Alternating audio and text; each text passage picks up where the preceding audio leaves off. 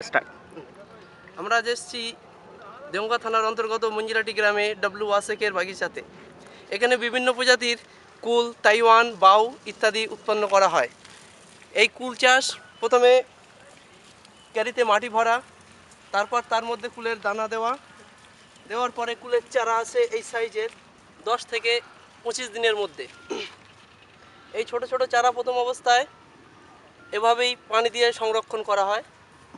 তারপর 25 থেকে 1.5 মাসের মধ্যে গাছগুলি এই আকারে আসে। এখানে দেখতেই পাচ্ছেন এই আকারে চারা আসে।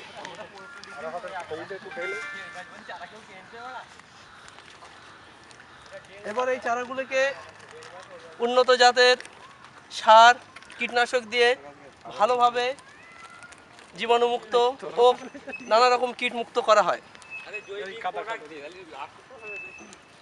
এরপরে তো তোর বলতে হবে।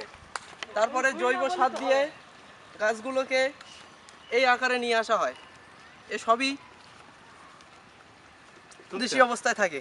এরপরে এই গাছগুলোকে উন্নত জাতের গাছের কষ দিয়ে কলম করা হয়, যেগুলো খুব